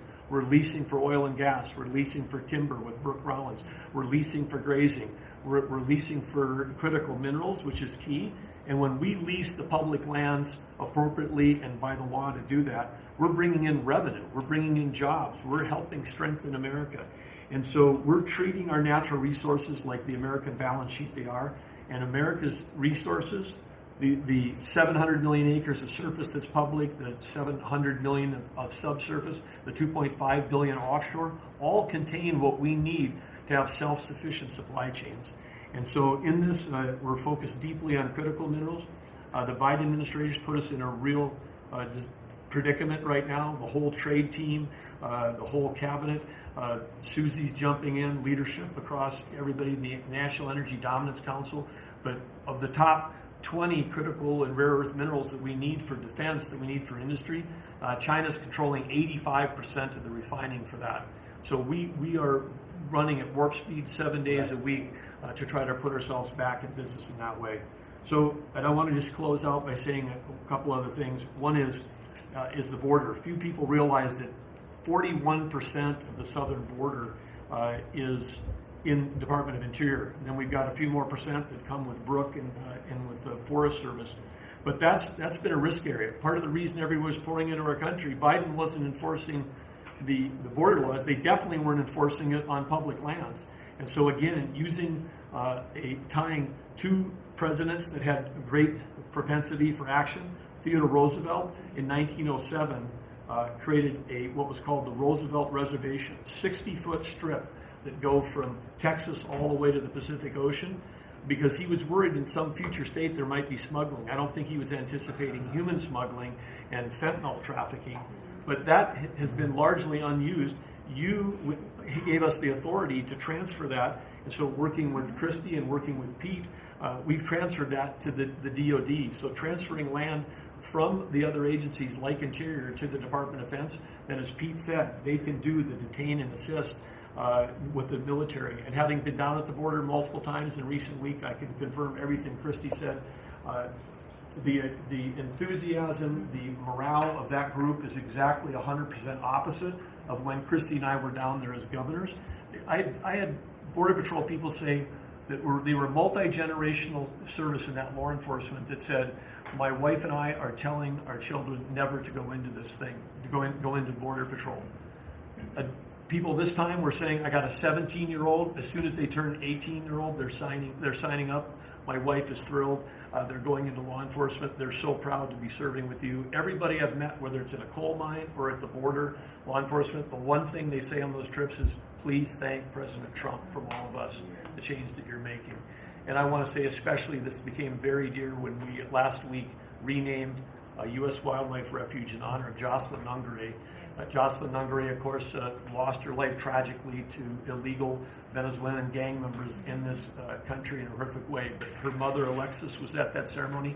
Her grandmother was there, and Jocelyn's great-grandmother was there. There are 3 other generations of that family were there. They all wanted to pass on their thank you to you too, and we've secured her name forever as a sanctuary. And really is saying that every child, every 12-year-old, every child in America should be safe in their own communities. And you've dedicated a beautiful piece on the coast in honor of her. So, President Trump, in your first term, when I had a chance to work with you as governor, you were courageous. The thing that's empowering this amazing group of people around this table, and you've probably assembled the greatest cabinet ever, is that this time you're not just courageous, you're actually fearless. And it's your fearlessness to take on the issues that other presidents would not touch, whether it's the work that we're doing with successfully streamlining and right-sizing government, or whether it's taking on the issues at the border, or whether it's embracing the power we need to win the arms race. You're fearlessly doing that, and that creates it just all of us can sprint because you're running ahead. So thank you. Thank you, Doug, and you are doing a great job. And with Chris, that's a pretty much unbeatable combination, I have to tell you. So thank you both very much. Thank you, Doug. It's great. Marco? Well, it's not easy to go last after all these reports that have come here. First of all, Mr. Mayor, so I better be good and I'll be short as well. A couple things, Mr. President. I think you deserve a lot of credit for two things. The first is assembling this great team of people. Some of whom I've known for a long time, others who I've gotten to know during this period of time, but putting together a team, not just of talented individuals, but that work well together. It's something never going to be reported on in the media or fully seen, but it happens every single day. For the most part, I interact with almost everyone around this table at some level, and because of Secretary Kennedy, I'm afraid to eat anything. So, at least in front of him. He said Tootsie Rolls are okay in moderation. But it's a great team. And here's the second, and I tell this to people all the time. This is incredibly rewarding service, and you hear it in everyone's voices. Traditionally, in the past, and it's one of the problems we got in as a country, is presidents would say, okay, let's go do something, and then they would have to do a study, and then a study on the study, and then a long internal deliberative process, and by the time you got to it, it was too late, or somebody had forgotten it. In this administration, it's moving. You know the direction, because you know why you were elected. The American people elected you very clearly, and basically, it's measured, I used to say by days and weeks, now it's measured by hours and minutes, but action is happening. And that's what people want to see. And I'm going to talk about foreign policy in particular, because I'm not sure this is fully appreciated. This president inherited 30 years of foreign policy that was built around what was good for the world. In essence, the decisions we made as a government in trade and foreign policy was basically, is it good for the world? Is it good for the global community? And under President Trump, we're making a foreign policy now was it good for America? I was appointed by you and confirmed by the Senate to be the head of the United States Department of State. Not the World Department of State, not the Global Department of State, the United States Department of State. And what that means is our foreign policy is guided by three things. Does it make America stronger? Does it make America safer? And does it make America richer? If something doesn't do one of those three things, and hopefully all three of those things, we're not doing it.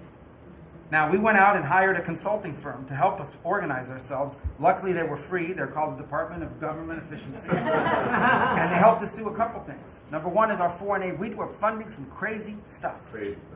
Crazy stuff. You tell me, how does a puppet show in some country around the world make us stronger, safer, and more prosperous? So we got rid of puppet shows and a bunch of other things. I'm sure there were very good puppet shows. And I'm sure that a bunch of charities in the world can go pay for it, but the American taxpayer should not. We've also, by the way, Mr. President, under your direction, reorganized the Department of State. We had offices within offices within offices that didn't even know they existed themselves, not to mention the rest of them. And so we've begun to reorganize that as a way to be able to empower our embassies and our ambassadors and our regional bureaus to do what many of them signed up to do. And we have a great team of ambassadors you've appointed. They're coming online every single day. Very talented people that are involved. Something else we got out of the business of, wasn't widely reported, or maybe it was. We had an office in the Department of State whose job it was to censor Americans. And by the way, I'm not going to say who it is. I'll leave it up to them. There's at least one person at this table today who had a dossier in that building of social media posts to identify them as purveyors of disinformation. We have these dossiers. We are going to be turning those over to these individuals. Me or Elon? We can follow up on the media story. Well, we are going to turn over these dossiers to the individuals, and they'll decide whether they want to disclose it or not. But just think about it. The Department of State of the United States had set up an office to monitor the social media posts and commentary of American citizens to identify them as vectors of disinformation, when we know that the best way to combat disinformation is freedom of speech and transparency. And so that's what we're going to be in the business of doing. We're not going to have an office that does that. Beyond that, Mr. President, and this I'll move quickly because this has been a team effort, we have gone to countries all over the world and said, hey, you want good relations with the United States? You need to take back your people that are here illegally. And we've had historic cooperation. Beyond that, and I say this unapologetically, we are actively searching for other countries to take people from third countries. So we are actively, not just El Salvador, we are working with other countries to say, We want to send you some of the most despicable human beings to your countries. Will you do that as a favor to us? And the further away from America, the better, so they can't come back across the border. I'm not apologetic about it. We are doing that. The president was elected to keep America safe and to get rid of a bunch of perverts and pedophiles and child rapists out of our country. Here's something else we've done. We stopped giving student visas to people who are coming here to burn down our universities and take over libraries and harass people. Why are we giving student visas to people who are coming here to create disruption?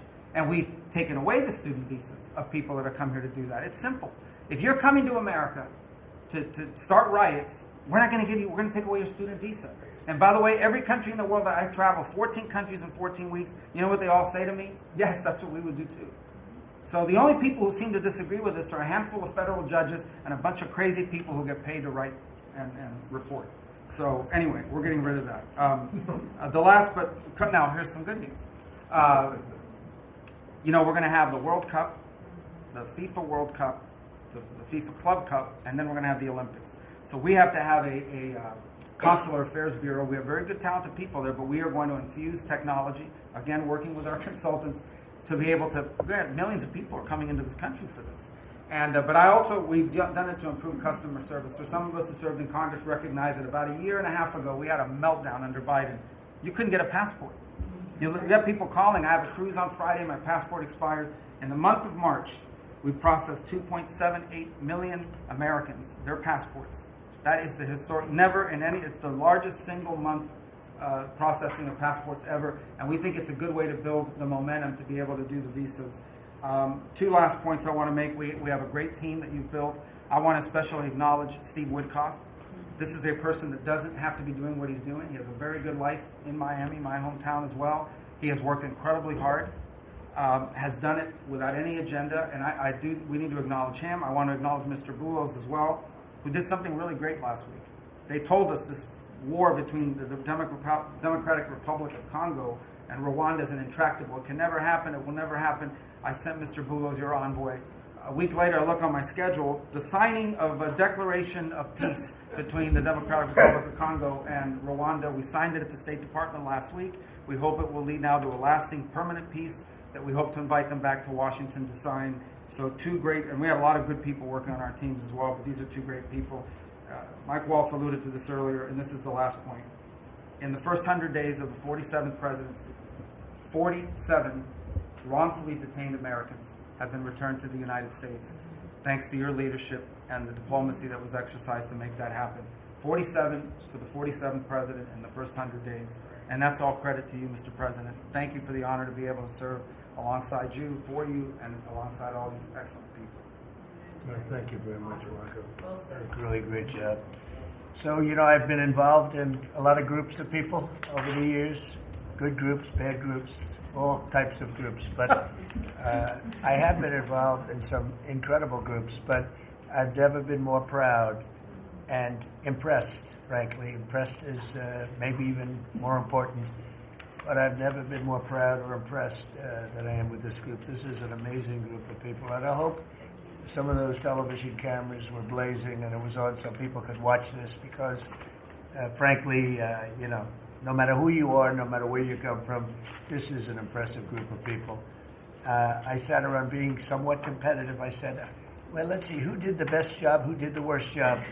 And I determined that everybody is like the same and there was no worst job. Everybody was outstanding. Everybody did a job. You couldn't pick a winner. The only thing you can say is nobody did a bad job or even a fair job. You're outstanding. And so I want to just congratulate you all. This is really something. And, we have a job to do. We've done a lot of work in this 100 days. We've established things that are going to start taking place in the next 100 days. I want to see what it's going to be like. I think we're going to have to do this in 100 days, Susie, and we're going to see some very big results from the things that we've done. But I just want to thank everybody. This is really very impressive, and I hope the people at home got to see some of it. Nobody's ever done public cabinet meetings. They were quiet for a reason, because they weren't impressive. And especially in the last administration, they were not impressive. But I just want to say that we're very proud of you, and I am in particular. Thank you all very much. great job, and I think we're going to have some tremendous success for our country. And I don't know, it doesn't seem like a time to be asking questions. That was so impressive that to be taking questions. Why did you do this? Why did you do that? Yeah, it just doesn't seem to be appropriate. I guess we probably have to take a couple because that was the purpose. But if you'd like to ask some, I think they should be very respectful questions at this point. This was an amazing meeting. And so if you'd like to ask a couple, if you'd like to pinpoint them to some of the secretaries, et cetera, would be fine. Yes. Secretary Rubio, can I ask you a question? You brought up El Salvador in your remarks. Have you been in touch with El Salvador about returning Abrego Garcia? Has a formal request from this administration been made? Well, I would never tell you that. And you know who else I'll never tell? A judge. Because the conduct of our foreign policy belongs to the President of the United States and the executive branch, not some judge. So we will conduct foreign policy appropriately if we need to. But I'll never discuss it. And no one will ever make us discuss it because that's how foreign policy works. Mr. President, yesterday you told ABC News, Mr. President, you told ABC News yesterday that you could get Abrego Garcia back if you wanted to. Do you think President Bukele would turn you down if you made that request? I really don't know. I know that he's been a great friend of our country. He's gotten a lot less money than this would take from us if we were going to build these jails and do what he's doing. And they run a very professional operation. I don't know. I haven't spoken to him. I really leave that to the lawyers, and I take my advice from Pam and everybody that is very much involved. They know the laws, and we follow the laws exactly. Mr. President, during the transition, sir, you frequently took credit for the stock market highs. You said it was a reflection of how well you were doing in the polls, and then after you were elected, you said the stock market highs were a reflection of how well the transition is going and the American people's confidence in your incoming administration. Now, the stock market's not doing so well, and you're saying that's the Biden stock market, yet you are the president. Can you explain that? Yeah, I'm not taking credit or discredit for the stock market. I'm just saying that we inherited a mess, both at the borders. You could look at every single one of the people here, and no matter who it is, they're doing better, and they are far superior to what took place for 4 years before us. When you look at prisoners being allowed to come into our country at will, just at will, people from mental institutions, gang members, drug dealers, when you look at that, what they've done to our country, and also having to do with finance, look at what happened with inflation. We had the worst inflation probably in the history of our country. They say 48 years, but I would say in the history of our country, it ate away at people. And even though you saw a stock market going up somewhat, because in my case, I had the biggest stock market increase, 88% in the last term, in my last term. But I don't view the stock market as the end all. It's an indicator. But what the stock market really tells you, and when you look at the stock market in this case, is it says how bad a situation we inherited. I took place, this is a quarter that we looked at today, and we took all of us together. We came in on January 20th. So this is Biden. And you could even say the next quarter is sort of Biden because it doesn't just happen on a daily or an hourly basis. But we're turning it around. It's a big ship to turn around. And we're going to have the greatest country financially in the history of the world, I believe. I think we're going to do things and we had to do it. We reset the table. We were being ripped off by every single country with just about, without exception. I'd have to really think hard for who hasn't taken advantage. And I don't even blame those countries. I blame the person that was sitting right here where I am for allowing it to happen where our country was ripped off on trade, hundreds of billions of dollars. And now we're doing better than we've done in a long time. You know, we were losing $4 to $5 to even $6 billion a day on trade with Biden. And now we have it down to a very manageable number, and the tariffs, for the most part, haven't even kicked in yet. So that's the way. Stock markets, to me, are an indication.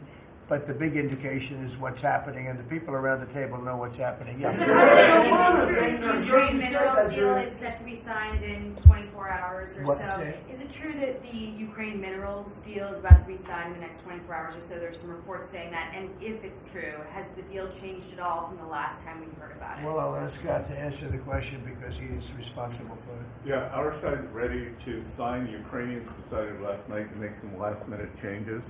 We're sure that they will reconsider that, and we are ready to sign this afternoon if they are. Can you talk about those last-minute changes? What was removed or put in its place? Nothing's been removed. It's the same agreement that we agreed to on the weekend. No changes on our side. Just to put that in perspective, though, when I came here, I said, how much money have we given to Ukraine?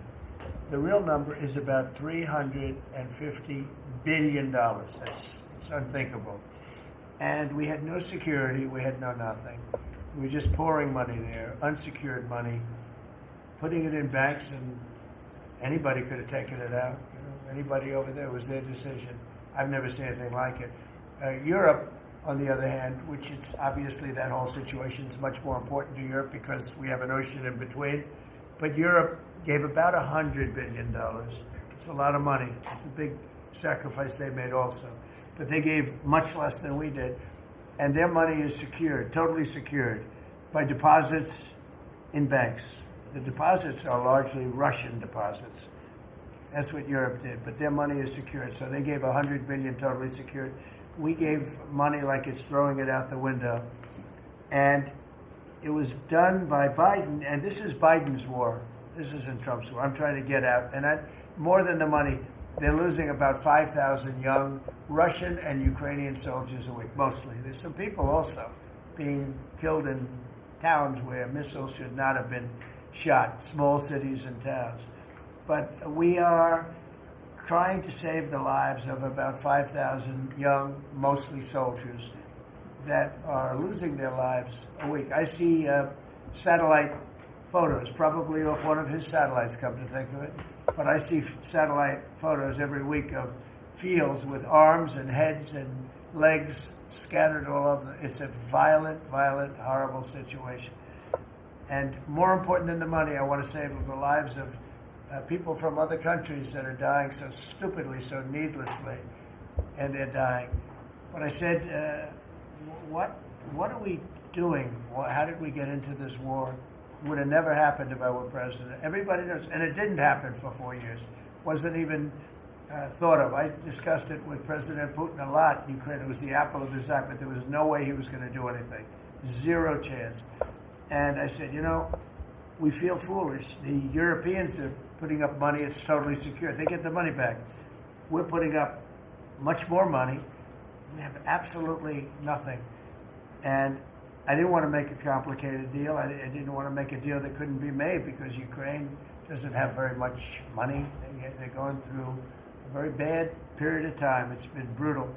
But I felt very foolish being a judge. So I said, well, we want something for our efforts beyond what you would think would be acceptable. And we said rare earth. They have very good rare earth. As you know, we're looking for rare earth all the time. Rare earth is called rare for a reason. And they have a lot. And we made a deal where our money is secure, where we can start digging and doing what we have to do. It's also good for them because you'll have an American presence at the site, Chris. And the American presence will, I think, keep a lot of bad actors out of the country, or certainly out of the area where we're doing the digging. So we made a deal, and I assume they're going to honor the deal. And, I put Scott in charge, and Scott's done it beautifully, but we haven't really seen the fruits of that deal yet. I suspect we will. Mr. President, sir, progress. You had set a 90-day deadline through an executive order for Secretary Hegstead and Noem to review whether to recommend to you whether to invoke the Insurrection Act to send troops to the southern border. Is that something you're still considering?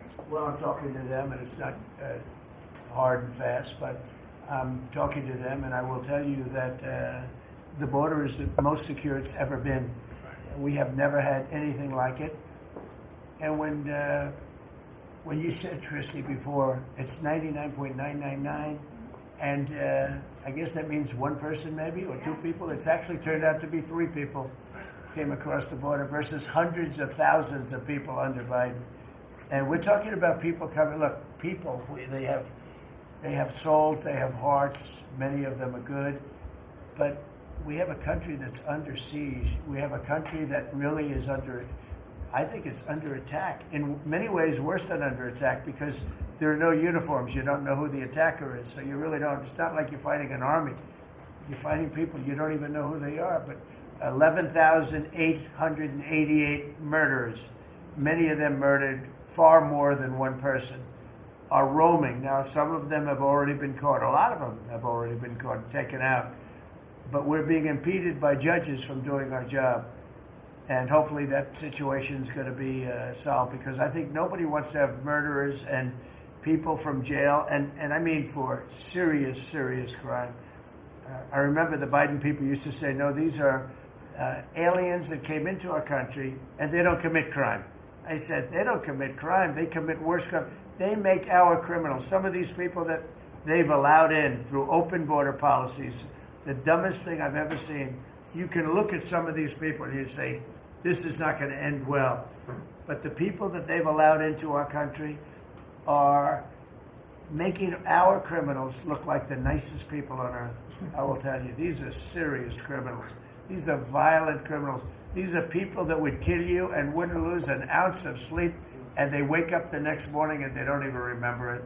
This is a rough, tough group of people, and we've got to get them out of our country. And the law says, I believe, I hope, and I think Pam will be very successful in proving it, but we've run into, I would call them rogue judges. Somebody could criticize me for that. These are rogue judges. These are radical left, generally radical left, horrible judges. And we didn't lose all of these people. You know, we've lost a lot of people to death and to rape, all sorts of crimes committed by the people that poured into our country.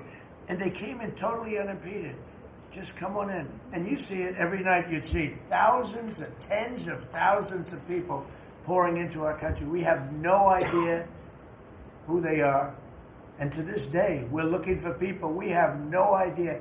We hear that we have terrorists in our country that are so bad, they couldn't stay in any other country, but we're getting them out. And the group between Pete and Christy and Tom Holman and everybody working together, people that you would least suspect are reporting them, and the public is reporting them. The public is seeing.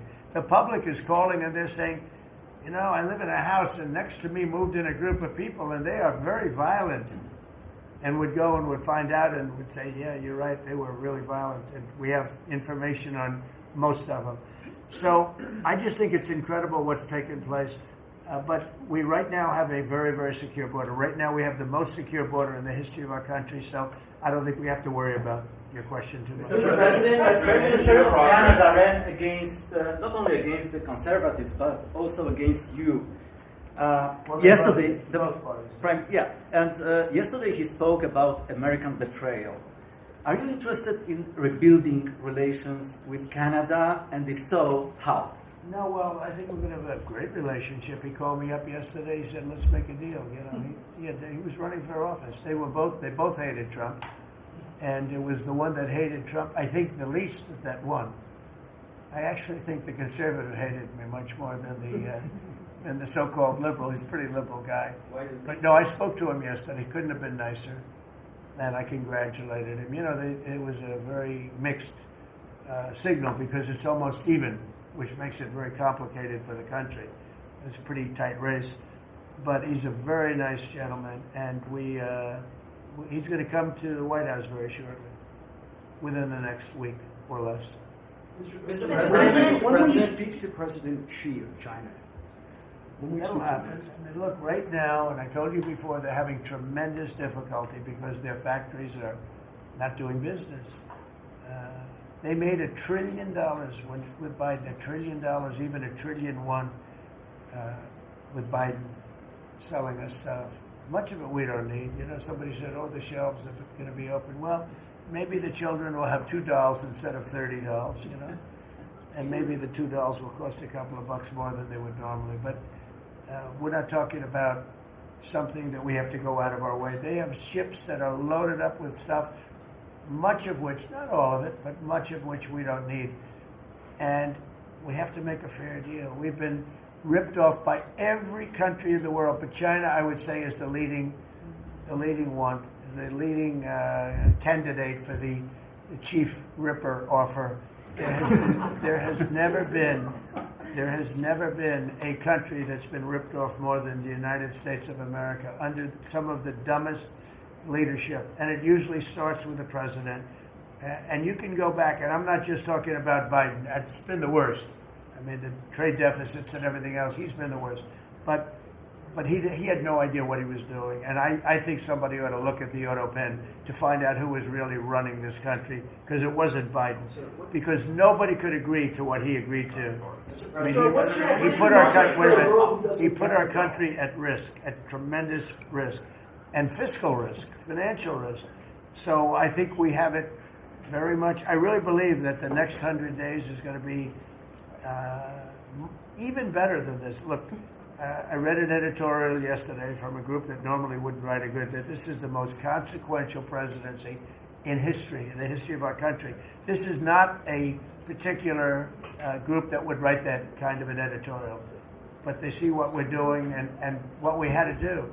And I believe if this group, not just me, if this group wasn't here, I think our country was going to be in, if it was lucky, just serious trouble, but a lot worse than that. I think our country could have been a total disaster. Bad things were happening with our country, and we've stemmed the tide, we've turned it around, but we're going to really turn it around over the next, and then hopefully it'll be in such great shape. That's my goal, to put it in such great condition that it can't be destroyed. You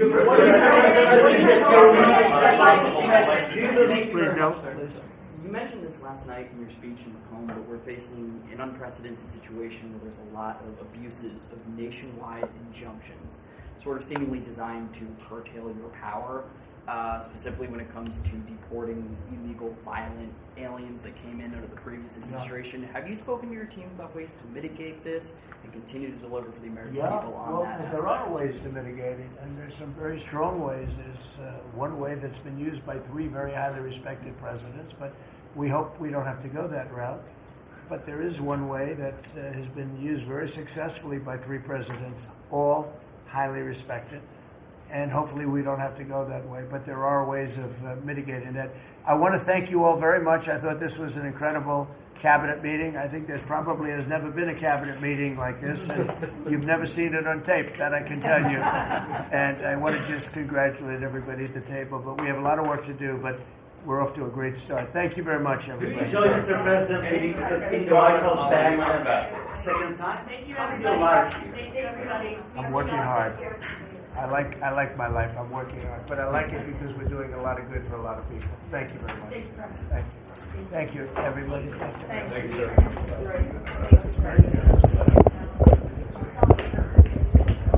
This is,